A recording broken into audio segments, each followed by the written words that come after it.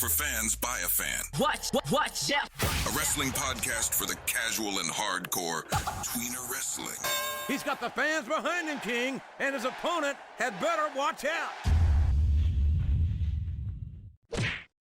And just like that, I'm back, baby. I cannot believe it. Season 2.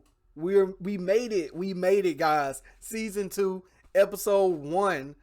Season 1 did numbers. Season 1 did numbers, man. I'm so thankful and grateful for everybody, man. But look, we back now. Season 2. Y'all heard the new intro. We stepping up the game a little bit. Look, season 2, episode 1. Today is April the 3rd, Monday. It's the night before, the Raw After Mania. We're a few hours away from the Raw After Mania. So this episode is going to be recapping WrestleMania 39, aka WrestleMania Hollywood. Recap, we're going to talk about the Fallout. I'm going to give you my thoughts and how I feel about all the matches. And before we get into it, you guys already know what to do. Or if you're new and you're watching this on YouTube, give me a like, drop in the comments how you felt about WrestleMania. If you're listening to this on Apple Podcasts, Spotify, Google Podcasts, Amazon Music, whatever rating system they got, just go ahead, don't hesitate, give the podcast a rating. You can leave a review as well. Let's grow this even more, and let's get to season 3, because we in season 2, baby. We in season 2. Unbelievable, man. Look, let's get the podcast, let's keep it growing. And if you want to be on the podcast, just like my special guest from season 1, Brian, shout out to Brian, shout out to PFC. If you want to be on the podcast, it's email me at podcasttweener@gmail. That's podcast, TWEENER, no underscores, no none of that. Podcasttweener@gmail. You guaranteed to be on my podcast. As long as you keep it clean and respectful, you guaranteed to be on my podcast. Just let me know, and let's get into it. All right, guys. So starting off, of course, we got to do night 1. Now, I wrote everything down, so you guys might hear me flipping through pages and everything. But I had to write everything down because it's a 2-night event, and I didn't want to leave anything out. So night 1 is Austin Theory versus John Cena. It's the kickoff match. Also, before I get into this, I want to let you guys know this is not like an in-depth recap. I'm just touching on these things, and then we're going to keep it pushing. You did. All right. So it's a recap match. So I'm going to start off with giving it a grade. So it's going to be between D and A. There's no F's on this card, okay? So grading this match, Theory versus John Cena, I'm going to just give it flat out a C. Now, I'll say this. I had higher expectations for this match. It did not deliver for me at all. I think it was right for it to be an opening match. You know, it's John Cena. He's box office. Get the juices going and the blood flowing and everything. But it just didn't deliver. And then it kind of fell flat at the end. During the match, Austin Theory went Mike Tyson on John Cena. Bit the boy ear up. I don't think it was any blood or anything from it. So it just, it just didn't do it for me. So without dwelling on it, I mean, like I said, it fell flat. Low blow into the A-Town down, which is one of the worst names for a finisher. I hate that name so much. I'm pretty sure he's going to change it. But low blow into the A-Town down, and the match is over. Austin Theory retains the title.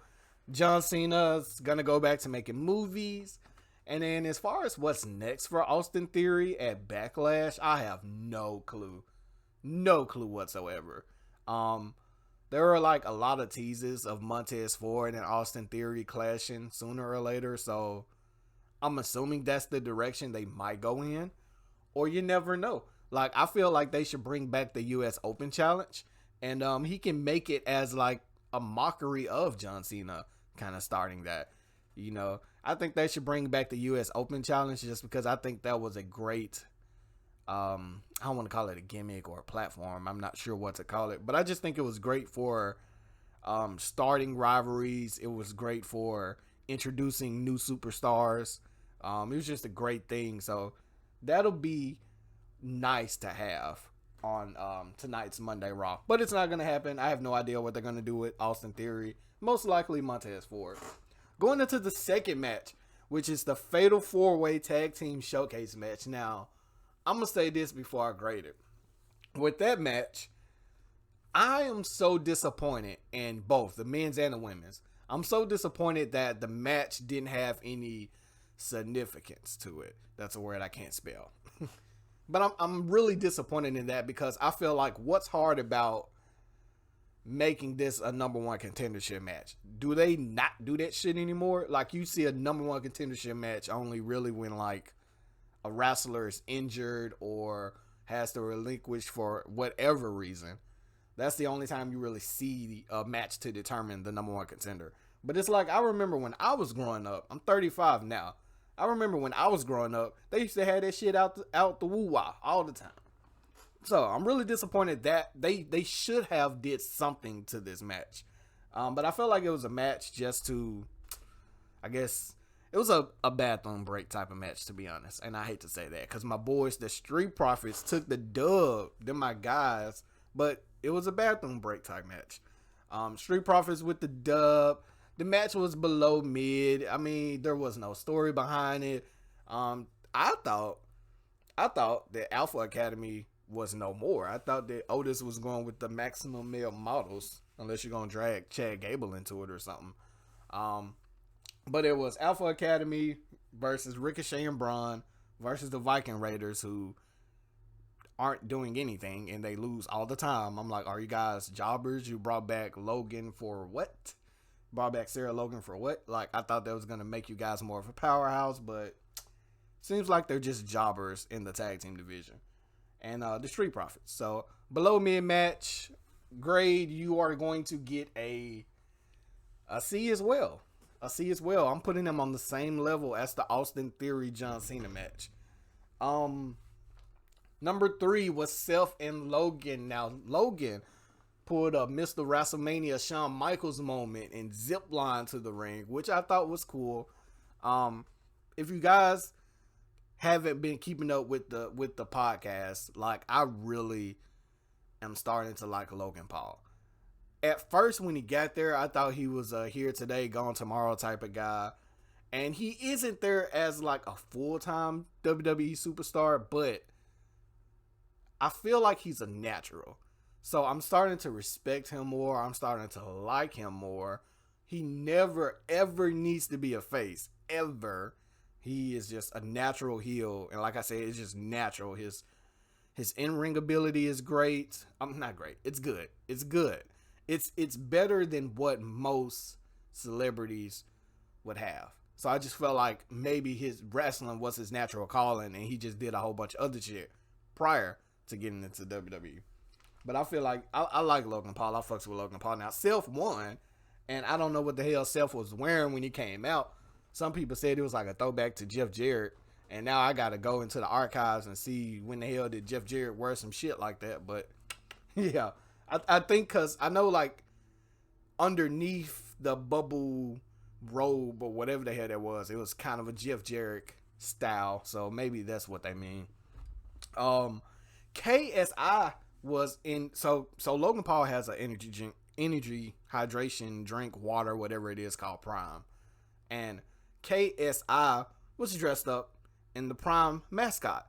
Now my question is, who the fuck is KSI? I keep hearing this name and I have my cell phone in front of me, so what I'm about to do right now, live on the mic, is Google KSI, because I think I did it before. I think I Googled KSI before. I put KDI. I think I Googled KSI before and it came up as some type of fighter. So he's an internet celebrity. Is he an internet celebrity or a fighter? Because I swear when I Googled him before, it came up as he's a fighter. He looks annoying to me, to be honest. So I guess maybe he's just another Logan Paul, Jake Paul type of person that's making his way to WWE. I don't know who he is. Maybe after this podcast, I'll look more into it. I really don't want to because he's kind of annoying looking guy. But since he's going to be tied to wrestling, I got to do my due diligence and check him out. All right, so up next, is the six women, six, I don't know if it's six women's tag team match or 6-woman tag team match, whatever. You guys know what it is. It's Becky, Lita, Trish versus Damage Control. Now, I'm gonna apologize to my last episode of season 1 because I thought this match was a tag team match. I thought it was just Becky, Lita against like Bailey and a member of Damage Control. I didn't know it was 3-on-3. I didn't know that, so I apologize for that. With that being said, my prediction for this match did not happen at all. Oh, and by the way, the Seth Logan, I'm gonna say that was a good match, and I'm gonna give that a B. But back to the women's match. I thought I was predicting a Trish heel turn. I really thought it was gonna be a Trish heel turn, just because I just felt like it would be great storytelling. I mean, I always felt like Trish was the third man, the third wheel type of thing. Like, it was like Becky and Lita celebrating with the goal, and Trish was just there, almost in like a manager type way. She was just there.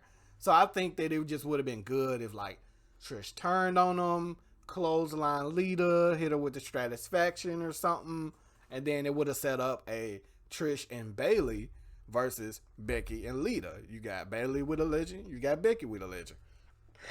Excuse me. I think that would have been great storytelling, you know, and I just, you know, without putting too much on it, I just think that would have been great. And then poor Io Sky and Dakota Kai.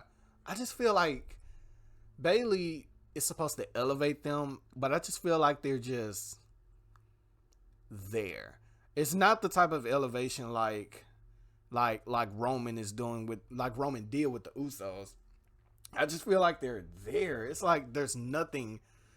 They're not gaining anything. Like, yes, they won the tag team titles, but because the tag team titles don't have any type of prestige to them, it's like it's nothing. And maybe Becky and Lita is gonna add some type of prestige to it, but I highly doubt it. What they need to do, or what they should have done, was, well, I'll discuss that more when I get to night 2. All right. We're going into the next match. My favorite match of, well, my second favorite match of night 1. The next match, which is match number 5. Oh, and the 6 women's tag team match, I give that a C. Kind of mid. It was a cool mid. I give it a C. But match number 5, Dum Dum, aka Dominic Mysterio, aka Ex-Con Dom, versus good old Papa Ray. Now, the crazy part about this, as I'm watching it and streaming it live on my Twitch at Memphian Plays, I'm up here calling it. I'm like, bro, it'll be so dope if Dum Dum came out in Eddie's lowrider, or just a lowrider that looks like Eddie's lowrider with the flames and shit. I'm like, oh man, they're gonna be so cool. Boom, boom, boom, boom, boom. So the sirens hit. Old boy come out with the police entrance, the cool ringer, the Rey Mysterio mask at first was on him. It was purple. I loved it. I was thinking the insult to injury with Ray, him saying that Eddie should have been my dad, should have came out with the lowrider. But I fucks with that police entrance. It was badass. It was a little hype video prior, and at first doing the hype video, it was showing him in jail in the cell, and I was like, why is he wearing his wrestling attire in prison? But whatever. I get it. It was more of a transition hype video.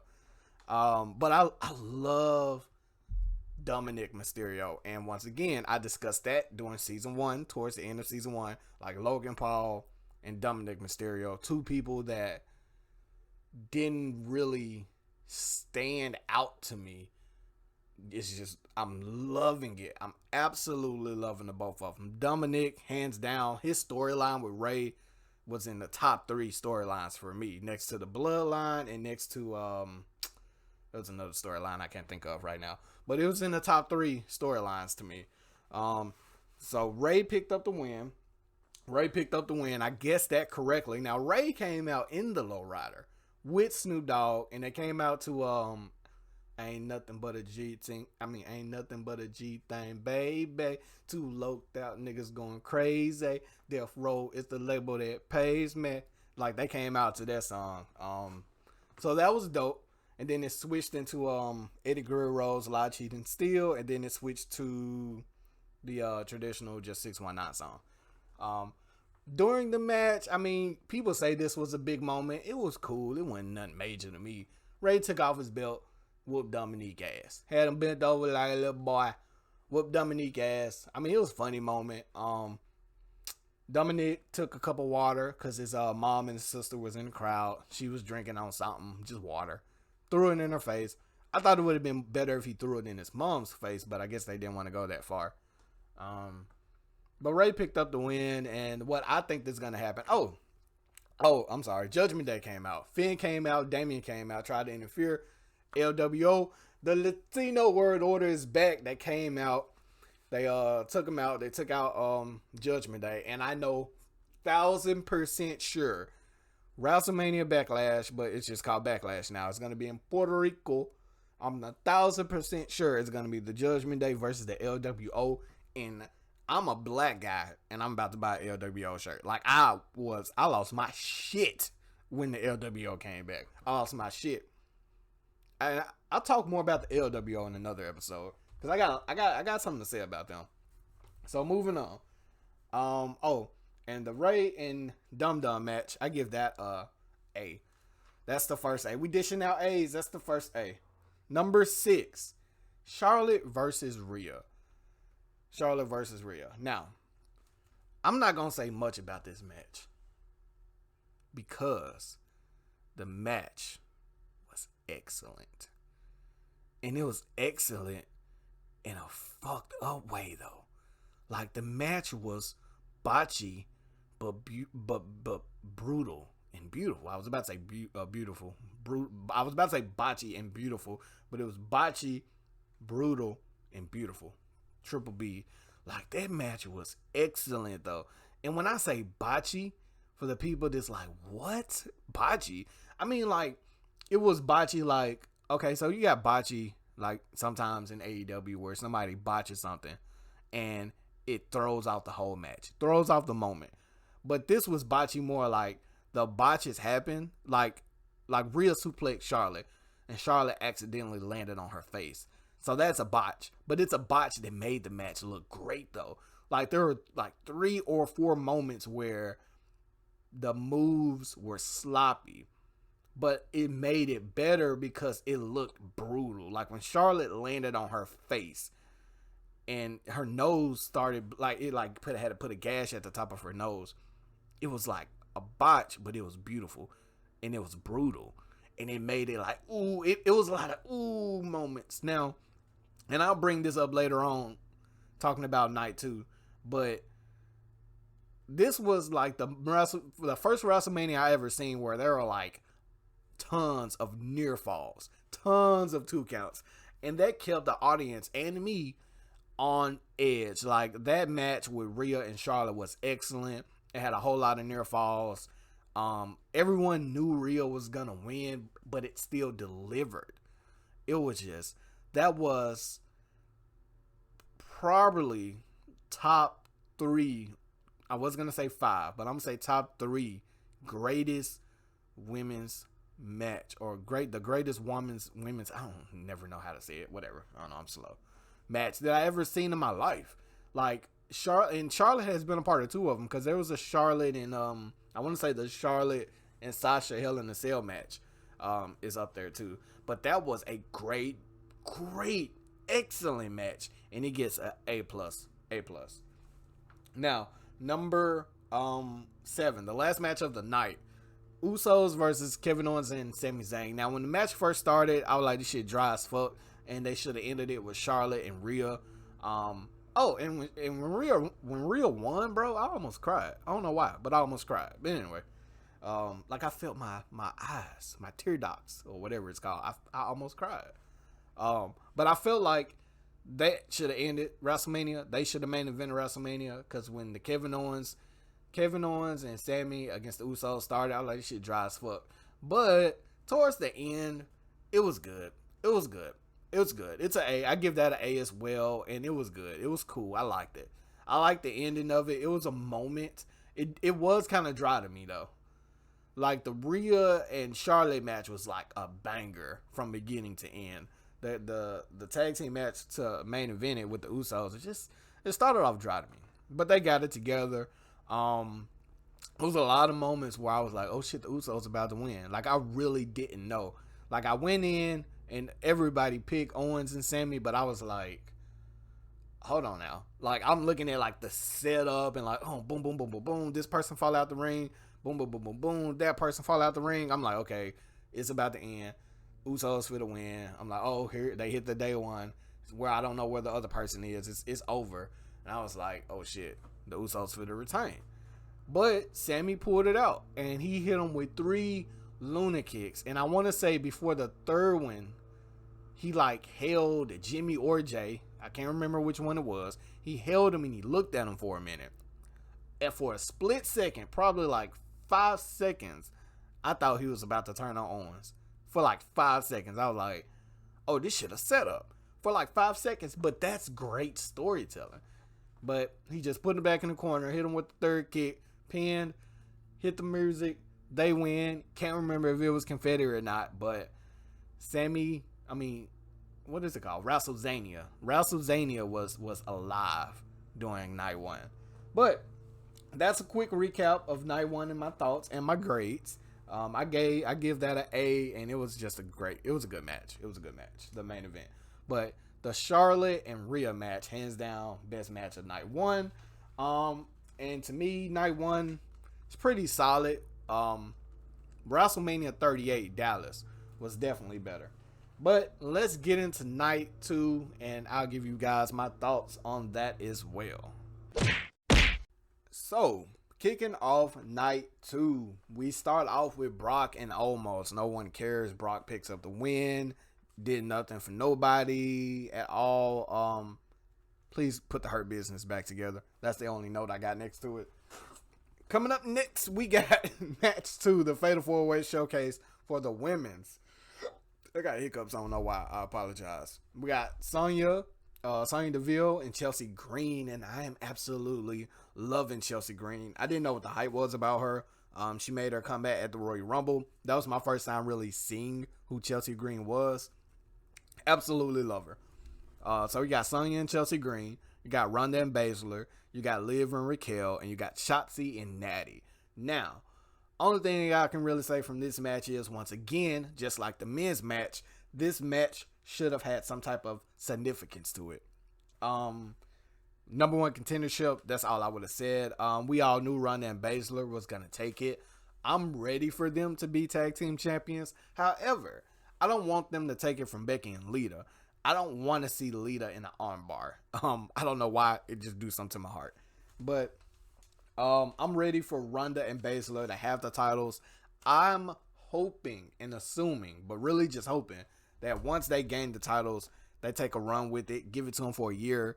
And I hope that they give it some type of meaning and prestige, because right now it's just there, bro. And I think that WWE probably would have did better, instead of giving them a women's tag team championship, to just give them a secondary, like, mid-card title type of thing for the women's, versus that tag team championship, because it's just horrible. They just keep putting together a bunch of random women and having them go and win it, and then they lose it within like 3 weeks of having it. Like, I just don't understand. The match was below average to me. I give it a D. Just like I give the Brock and the Omos match a D. Just two matches that weren't meaningful to me. Match number 3 for night 2 was Gunther, Sheamus, and Drew, and it was a slobber knocker. I have never said that on this podcast. It was a good old slobber knocker. Shout out to JR.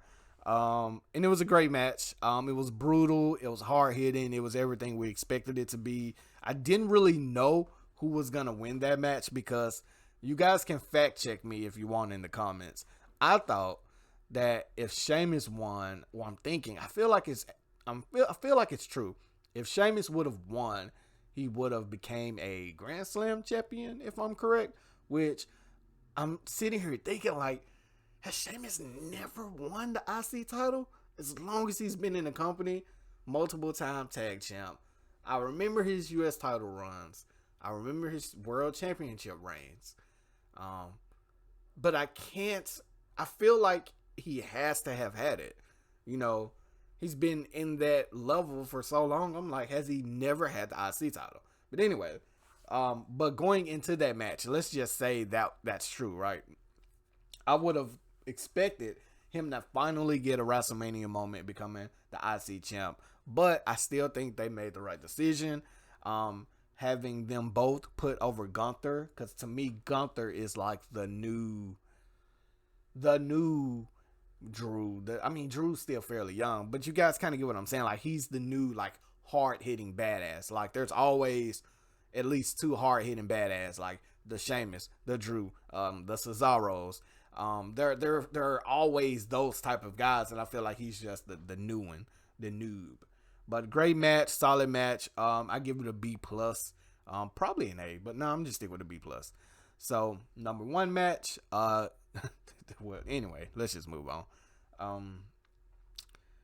Asuka and Bianca. Now, I'm from Memphis, Tennessee. Bianca is from Knoxville, Tennessee. So it hurts me to say this, guys, but I don't care anymore. And I love Montez Ford, and I love them as a black couple. Like, I love them. They cool people.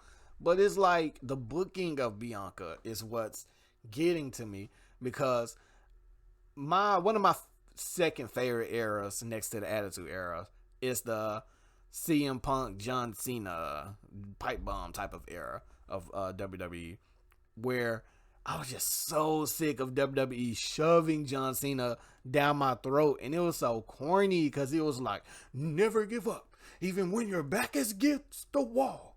Like, his promos were just so cliche, so generic, so cookie cutter, so commercial. Like, his promos was like, never give up, even when you're back against the wall. We fight. I'm all about this. Like, it was just so rah-rah, and it was just too much for me. And then CM Punk was more like the anti-this, anti-that type of person. So back to Bianca. The reason why I brought up that is because that's the feeling that I'm getting with Bianca. It's too cookie cutter. She's too commercial. She's too nice. She's too, like, I hate wrestlers that smile. I don't know why that gets to me. Like, it's okay with women, but, like, she's too perfect. That might be the term I'm looking for. Like, she's too perfect. Like, where are her flaws? Like, where is the real Bianca? That might be the real Bianca, but I feel like I don't see the reality to her, and I just feel like it's getting boring. And I know I'm not the only one that feels it, because as the match was winding down, I saw a whole lot of people in the crowd with the thumbs down. I heard a whole lot of boos. Now, it was more cheers than boos. And then even during the match, they did the let's go Asuka, let's go Bianca, like whatever. I don't know how they was chanting, but they was doing it back and forth. And the Asuka chants were louder than the Bianca chants. And I expected to see more or hear more boos when Bianca won, but it wasn't. It was kind of drowned out by the cheers. But I still saw a lot of disappointing people leading up to the 3 count. But this is the reason why I think the boos were drowned out by the cheers, is because we don't hate Bianca. We're just getting tired of Bianca. Because I noticed I'm just looking at the crowd because the match was boring. I'm looking at the crowd, and I even saw the people that were booing and putting the thumbs down were clapping at the end. So I think that's why the cheers was a little bit more, because we don't hate you. We're just getting tired of it. And I'm like, it's the booking decisions. And I'm like, how do you fix this? You can turn her heel. But I think that she's too much of a role model, even though Bayley was too. But she's too much of a role model at this point in time for her to go heel. Had the little girls dancing during her entrance, whatever. That match, it was corny, it was boring. I give it a D, and I hate to do it. The next match is in between that we had the Miz and Shane, and I forgot to mention that with night one you had the Miz and Pat McAfee. They got into a little scuffle, a little quick match. It was a bathroom break segment, I guess, if you want to call it. Pat McAfee made a surprise appearance. Got the help of George Kittle for the San Francisco 49ers. They kind of just took it to the Miz, and it's whatever. So kind of the same thing happened with night 2, except it was The Miz and Shane. Now, something that I'm on the fence about is Shane came out, got a pop, it's cool, whatever.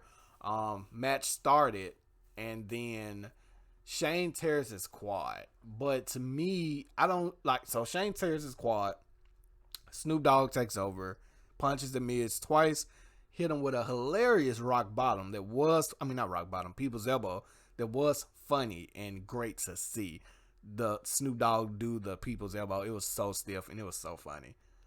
But some people say Shane really tore his quad and that wasn't supposed to happen. And Snoop Dogg just really did an improv moment. Like, I'm like, did he? Or I can't, I'm on the fence. I don't know if that was real or fake. You guys let me know what you think in the comments.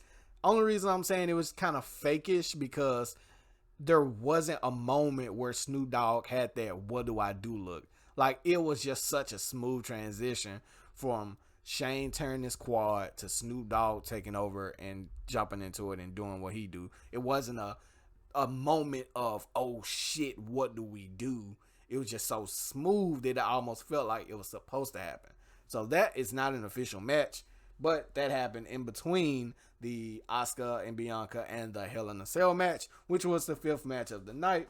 Edge and Finn, Hell in a Cell. The biggest moments from that was the ladder shot to Finn. Now, WWE, of course, is PG-13. They hate showing blood. So luckily, Finn has so much face paint on his face, and Triple H said this during the press conference.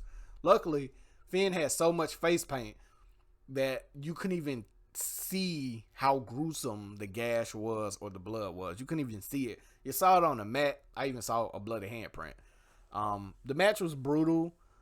I felt like it still didn't do anything for Finn, and it didn't do anything for Edge.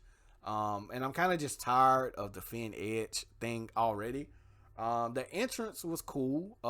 Finn was kind of awkward, even though I've seen him do the demon character. I think just the fact that he had to do it for so long, because in events the ramp is longer, so it felt kind of awkward and dry to me.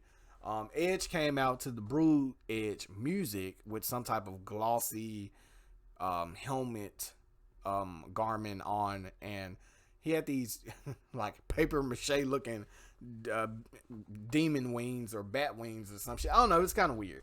I don't know, I feel like they kind of missed the spot on the Edge entrance.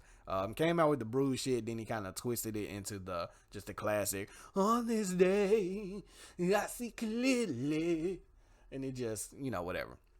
But outside of that ladder shot, that was the biggest high point. Now, something that I knew that wasn't gonna happen, that people probably expected, was them going out of the cell and climbing to the top of the cell. It did not happen.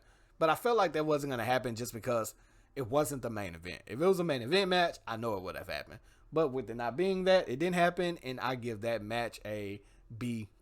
Okay? And then we move on to the final match. Night 1 had 7 matches. Night 2 had 6 matches. The main event, Roman and Cody. Cody comes out looking like All Might from My Hero Academia.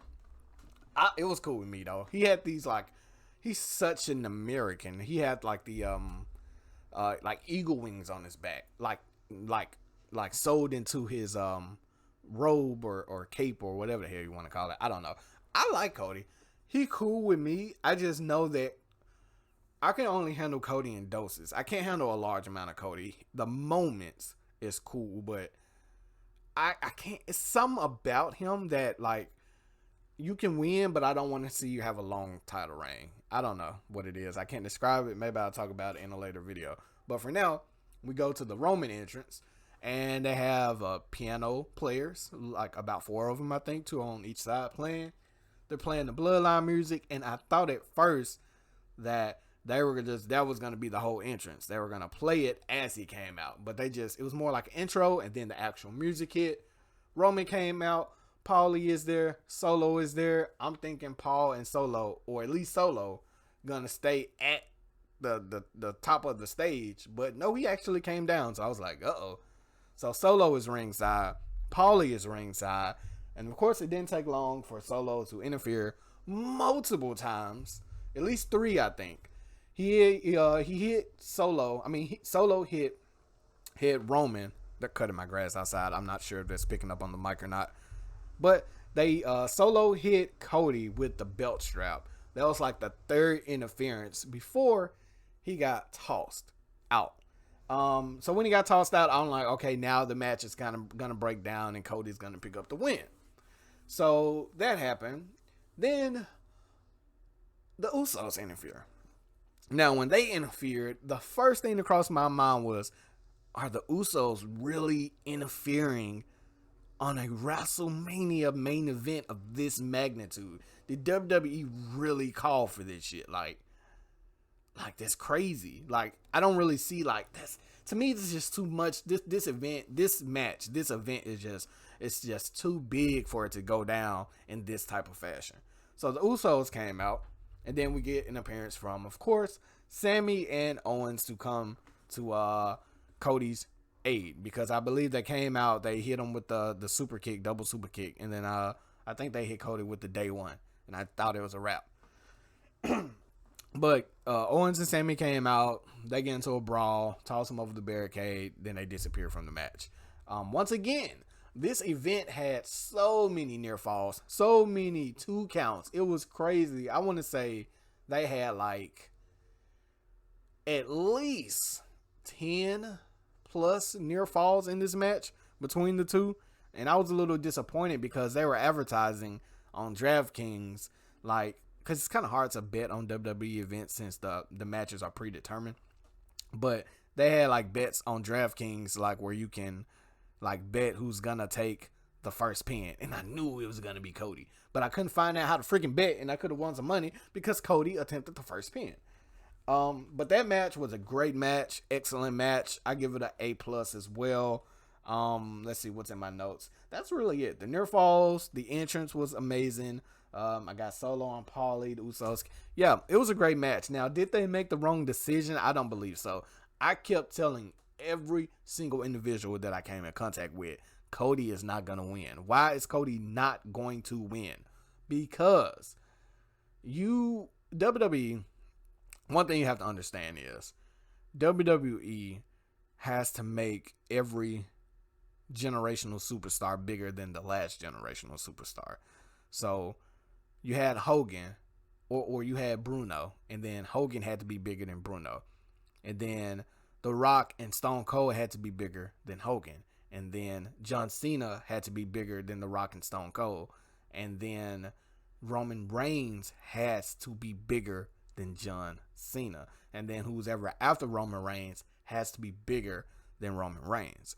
And how do you make people bigger than the last person? And listen clearly, because I'm making a lot of sense.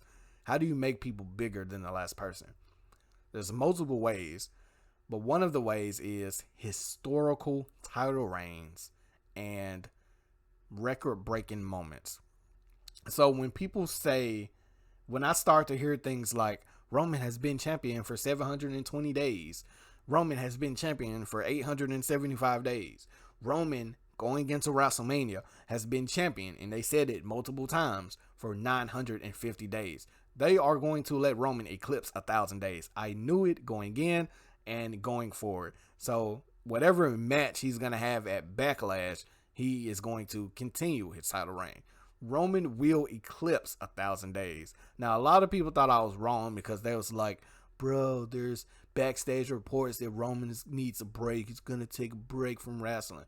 Yes, he is, after he eclipses 1,000 days. So after 1,000 days, I don't know when he's going to lose it, but just be on the lookout for it after he eclipses 1,000. So I don't know, might be a Saudi event or maybe some type of UK event or something. It's going to be something major.